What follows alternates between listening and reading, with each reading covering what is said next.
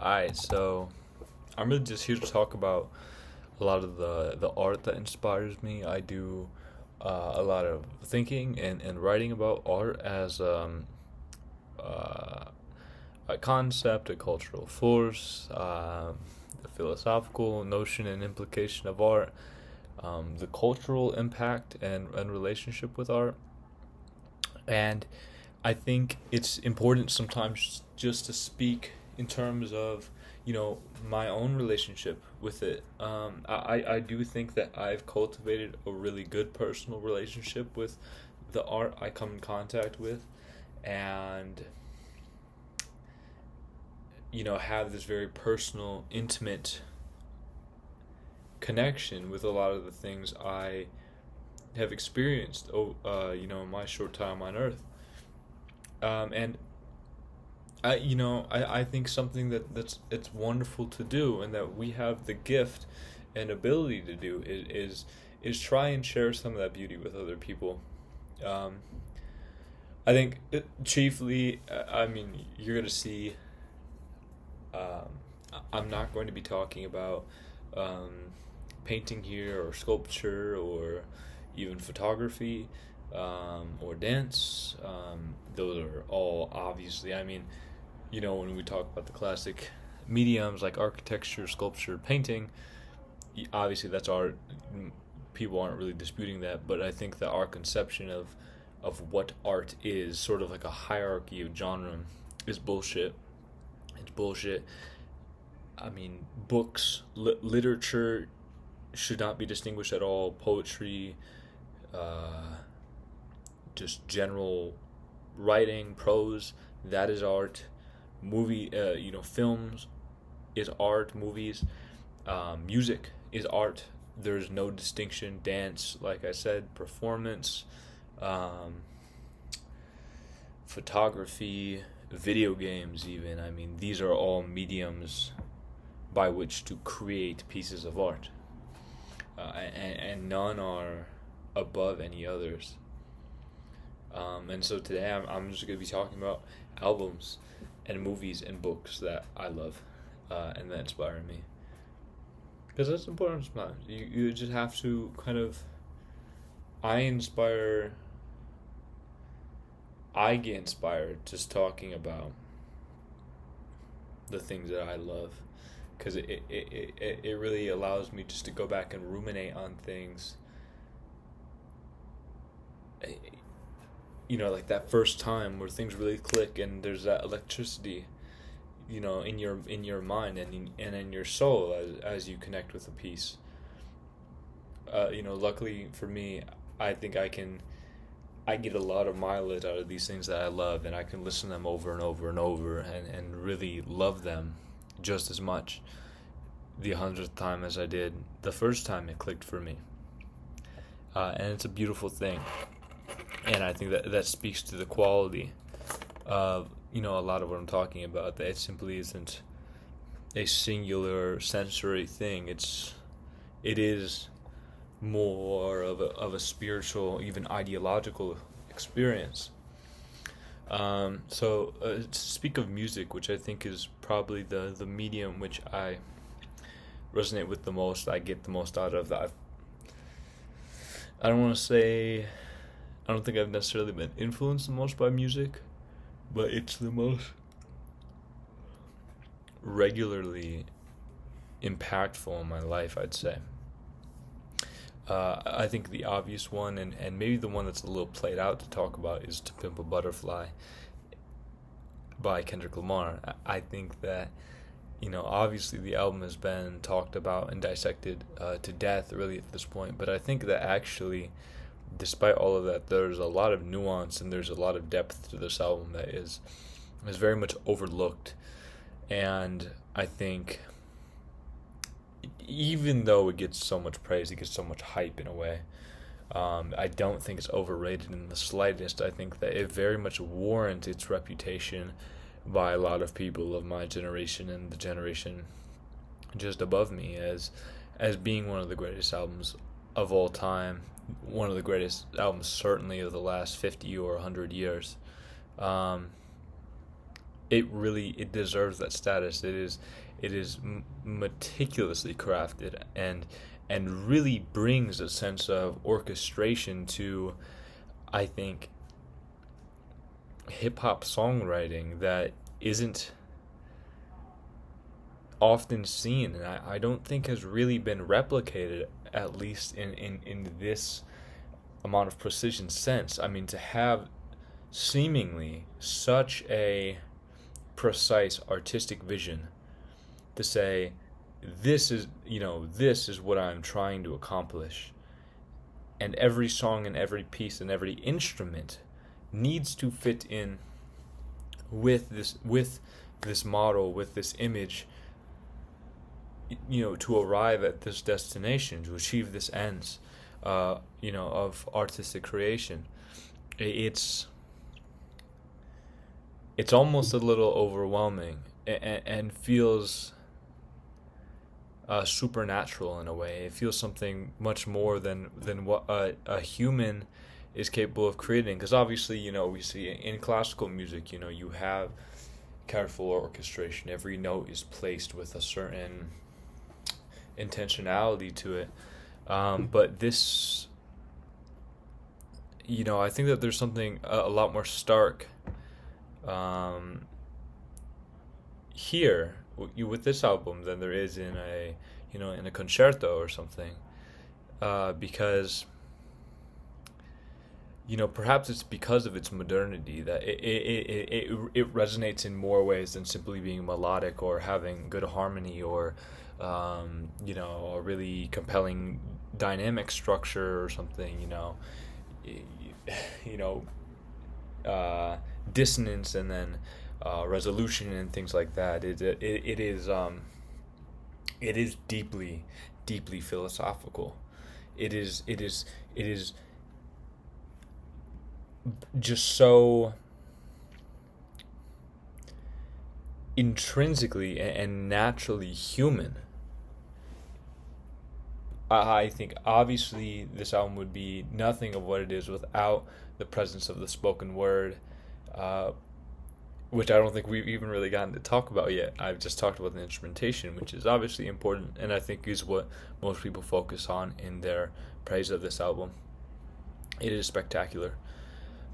But really, I think the human component of it, Kendrick Lamar, is exceptional.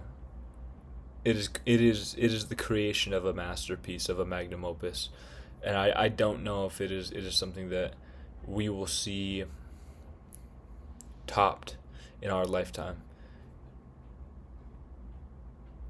It is deeply, deeply profound, and has a lot of I do think it's I think part of the reason why it's so compelling is that it is a very exoteric project. I think that I kind of find this album, the way I think about it often is that it's almost the best album as an entryway into experiencing albums as a form, as an art form, because it lays its concept very bare to the audience. Having these segments of poetry at the end of each track, them all sort of adding up, the line of the poem being this sort of theme of the upcoming track, kind of being very telling and revealing as to, this is what the next song you're going to listen to is going to be about. And then literally showing you the puzzle pieces, showing you the hand, but then doing something so much more magical at the end, literally assembling all of these pieces, and you think you're going to see one picture, and you realize that you are getting something that is much more the sum of its parts. I think Mortal Man, as a closer, defines this album. That is the defining moment of this album, and it is a criminally underrated song. The actual song of Mortal Man is very compelling, but the outro of the album is obviously where things are assembling themselves, and you really are seeing almost this divine object, this real embodiment of beauty through this portrayal of human suffering, of commodification and abuse and commercialization. The really the capitalist abuse of black celebrity, of black wealth, of music. The commercialization of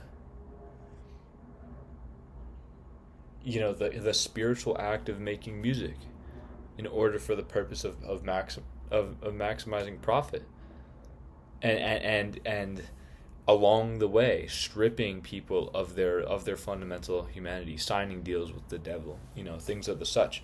Are really placing people in fundamental roles of slavery, of contractual sharecropping, which is just euphemistic, really, but and really a potent call and evoking a real sense of moral imperative towards the common people, poor people, working class people's necessity to revolt. The Tupac interview is gorgeous, and in this way, in the ways that I was talking about earlier. I mean, the album has the lays the trail bare in order to arrive at the end, and yet there is a lot of nuance to each individual song. I mean, there's so much messaging, there's so much being said that ultimately culminate to a conclusion. This is how we are treated. There is a difference between us and them, and this is what they are doing to us. One day it's not going to be stealing shit out of the stores. It's going to be murder one day when we can't take that shit anymore. When people really come to understand the nature of their own imprisonment, their own enslavement, it won't be stealing shit out of the stores anymore. It'll be Nat Turner. It really is. It is a masterpiece. I think I could talk at length about it. I think each song merits its own discussion. I don't know. I have yet to encounter a musical piece as compelling as this in totality. Actually both in totality and in its individual constituent parts. I mean, this has some of the best hip hop rap songs maybe ever made on it. My mind instantly goes to How Much a Dollar Costs. Beautiful song. There's a lot being said on it. A lot. And over time, I think that this is going. And when I speak about how a lot of these pieces I'm going to mention today have a timeless quality to them, this album is timeless in the sense where I think a lot of people who listen to this album almost religiously. I don't even need to say that, but almost religiously still miss a lot of what is being said. A lot of the actual substance underneath just the sounds. They're so interested in the fucking sound waves and the instrumentation, and it is great. It deserves praise. But maybe at least I don't see this conversation happening a lot. How many people are really stopping to think about, I wash my hands, I say my prayers, how much more do you want from me? That is I feel like every line deserves its own just pause in order to marinate on its ideas. So rich, so supple, or yeah, so vibrant. Enough said. Next album, an album that really touches my soul, and almost makes me really emotional to talk and think about at length is J Dilla's Donuts. I mean, not a posthumous piece, but about as close to one as you can get. Obviously parts of this album were written when Dilla was in the hospital.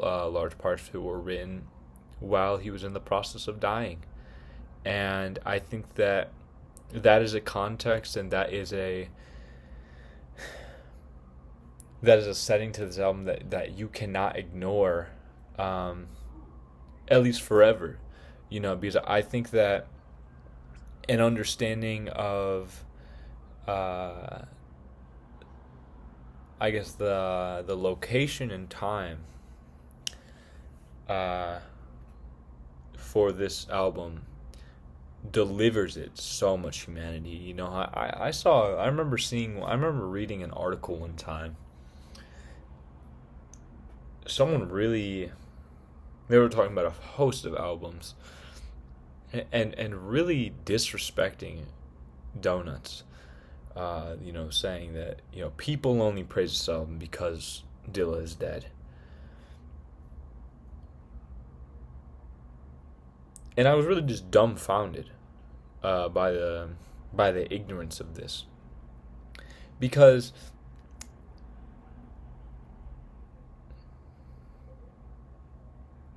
it is almost just like saying, I don't fuck with Daniel Johnston. That motherfucker's music sounds weird. Or something like that. That might be a bad example, but there is art by humans is intrinsically human in nature. We make art in order to create commentary on human existence. Art is compelling to us. Art is emotional. Art is evocative because it is something telling of our own existence, of our own nature, of our being, of our shared experiences. And death is something very real. And it's when death is on the mind of someone creating music, and this is the context under which something is created, especially something that I think is rather vague.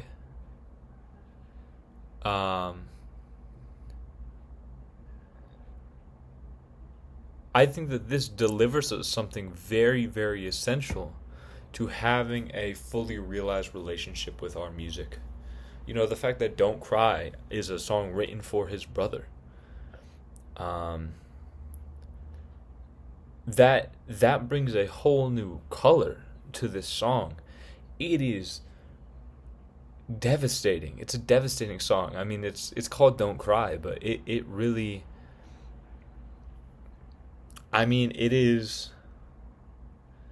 makes me want to cry, often. A lot of this album actually makes me want to cry.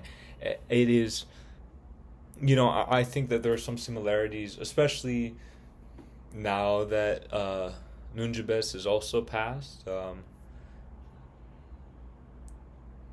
This album and Model Soul have a similar essence to them in some ways, in that I feel,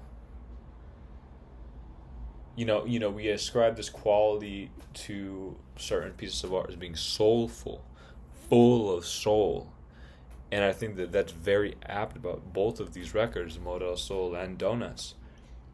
but I think it's something more than simply just being full of soul.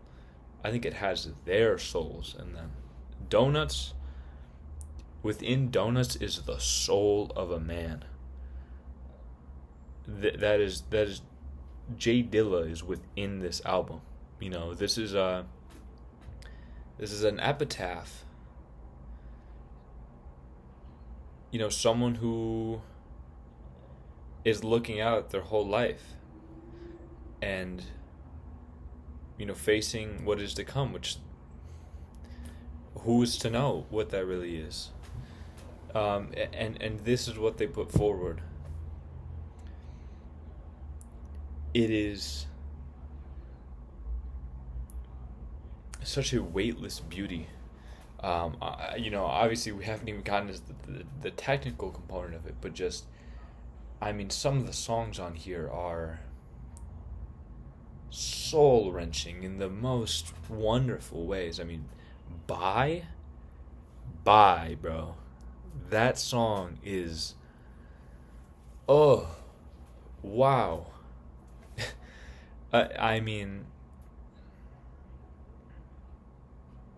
Yeah, it's beautiful. It is gorgeous, and everything on here is so bite sized.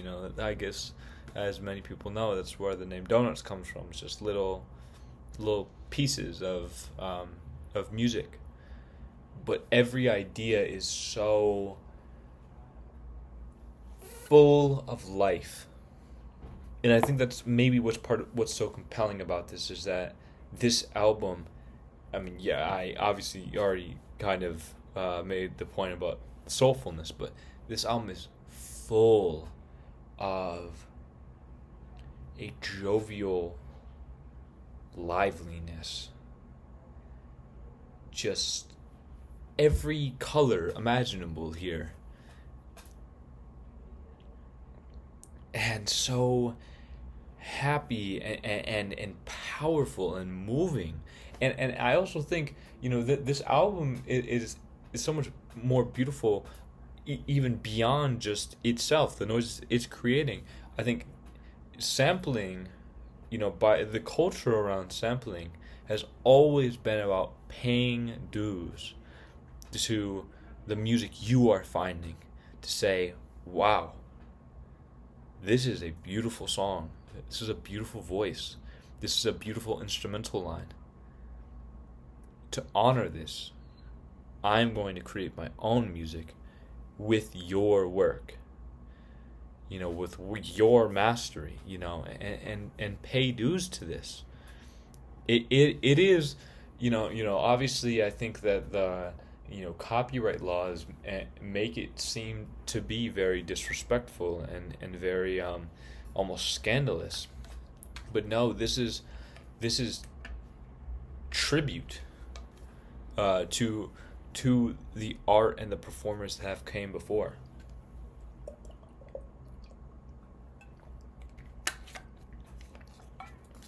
And I think that Donuts in particular is such an ode to classic hip hop sampling. It's basically all funk and soul samples, which is really at the heart of where hip hop sampling originates. Obviously, you kind of have this whole school of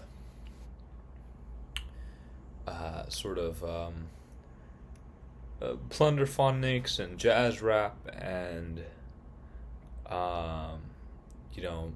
electronica as time goes on. That's pulling from media and jazz, obviously, and a whole bunch of shit. But Donuts is really, it's pulling from funk and soul, and that is the traditional origin of sampling within hip hop. And I think it is such a testament to the art form of sampling to create this final statement of life from one of the best producers to ever live, maybe the best. He's the best ever. A savant, and to make something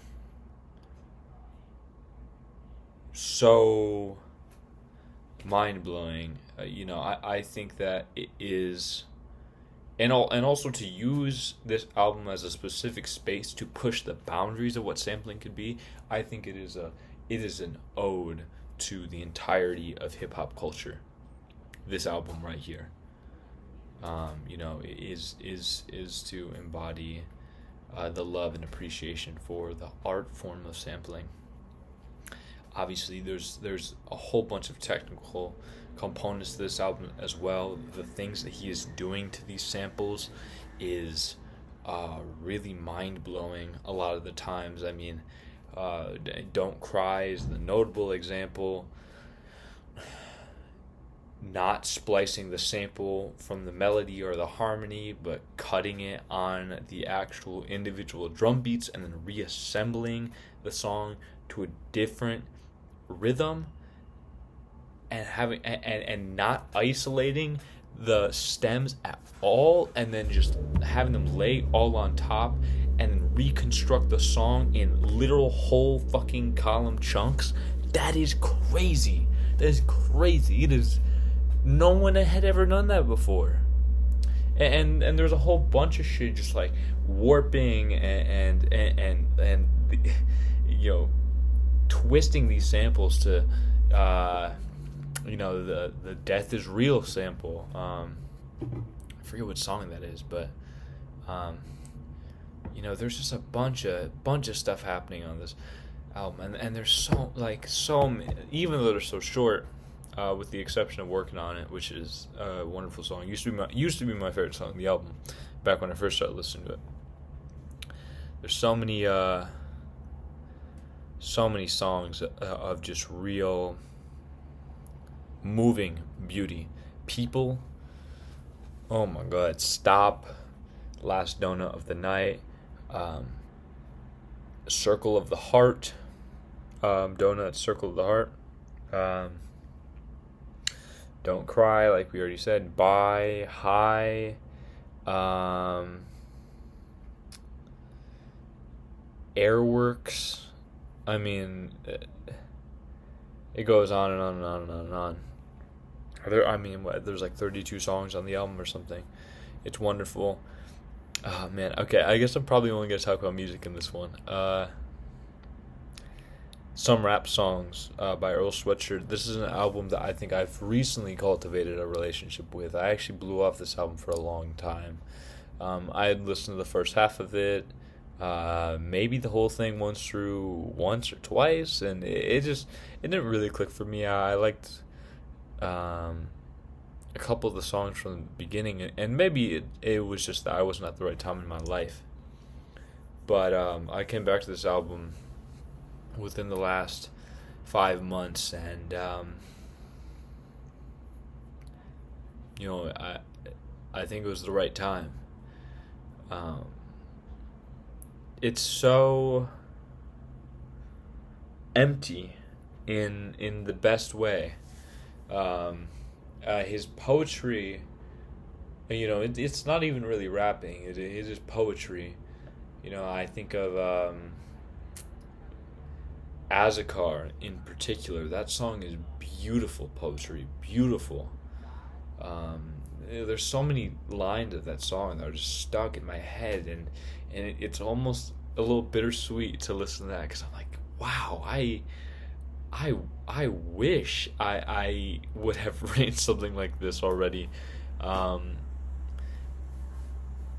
Just so potent and just esoteric enough to really warrant some pause, but then also totally human enough and grounded enough where it's something that's said in kind of obscured language, but you feel it instantly. You feel that song, you feel that line. I couldn't exactly tell you what "going through it like prayers in the night sky" means, but I feel that. I feel those words every single time, and it doesn't matter, because I feel exactly what comes through that. That song Wow, a beautiful, beautiful beat as well. I mean, yeah, that is one of the best rap songs I think ever made. I think that is uh, the the best lyricism on the album. I think it's the best production on the album, although there's great production all throughout. Um, it is really, I don't know, it has a very, very specific sonic profile. It's a little dark, it's a little dusty, it's a little um,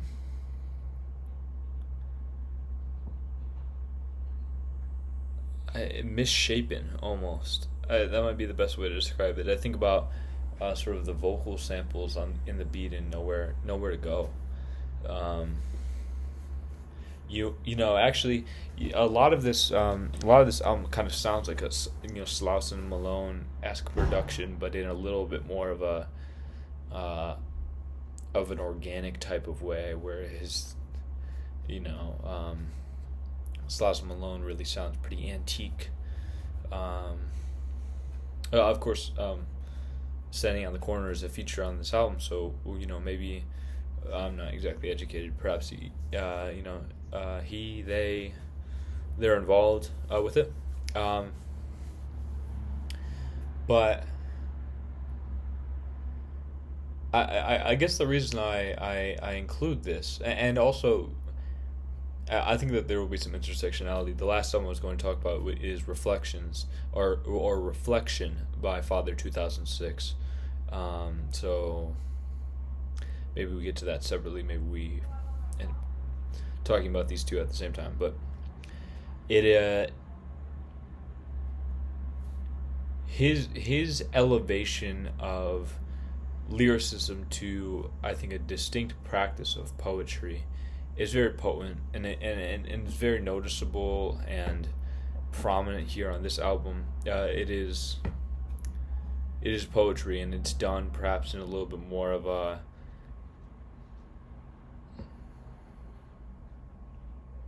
I don't know. I don't want to diminish it at all by saying something like that feels oddly sort of classist, like saying it's kind of like street poetry or something. Like, no, it's just poetry, delivered in a way that's totally colloquial. It's not being high minded or fancy. It's simply speech, you know, and I think something that captures a very important and necessary essence of human existence, which is despair, and not even in a particularly vibrant sense of it, not in a very blue, type of dramatic sorrow. It is the emptiness of depression. Really almost a void. I think Nowhere to Go is very direct as to what the album's about, but it's a very beautiful song. Those lyrics hit very hard for me. Peanut is just like such a wasteland of a song, and I feel like that is the essence of a lot of what's happening here. There are two distinct songs which I feel like are breaking through this real sense of personal loss, the loss of self, the loss of hope,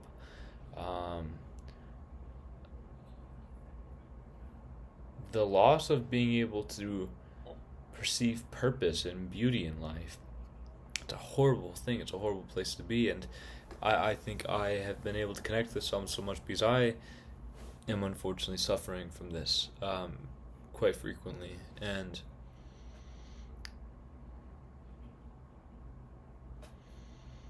but I do think the two moments. It's rather a standout when there are moments on this album that are viscerally different. I feel like they're breakthroughs. They're almost catharsis, which is Azakar and Riot, and they're two gorgeous songs. I think Azakar is really a contemplative, sort of cerebral contemplation of one's own condition, not just in a immediate sense, but really, I think, understanding one's own trauma and hardship and suffering in the context of an entire lifetime. There are just certain lines that just resonate very distinctly in that song. But I do think that the vibrancy of it is very intentional. It does feel like a breakthrough, and Riot, I think, obviously is a piece that just needs no words. It is simply an emotion. It's something of seeing daylight for the first time in months, in years, in decades. Really to be able to see how blue the sky is, and to hear people laugh, and maybe to hold on to a real sense of sorrow the whole time, but to be able to live with that, and just go out into the world again. Actually, quite reminiscent of one of my favorite movies, which will just have to be something I talk about at a different time. But it is wonderful. It is a wonderful experience. It is worth your time. I don't think it's quite something as timeless per se as To Pimp a Butterfly and Donuts, but it is a great album. Those are 3 albums. I intended to talk about a 4th one, but we're running so far at this point. I think I'll cut it there. But please do check these out. I think maybe if you're new to hip hop and rap, I guess that's all I talked about. I listen to much more than that, but if you're new to hip hop or rap, or new to listening to a lot of music at all, I mean, those albums are worth your time. They are, and they might not be for everyone, but they inspire me, and they help to make my days a little bit brighter, and I think have changed my life for the better. Allowed me to have a clarity that and a perspective on humanity I otherwise wouldn't have. So yeah, thank you for listening. If you made it this far, allow a piece of art to change your life. Now, that's my advice, I guess, for today. Just go out there and allow yourself to see enough beauty in something for it to really touch you, and let that experience change you for the better. But thank you. Have a good day.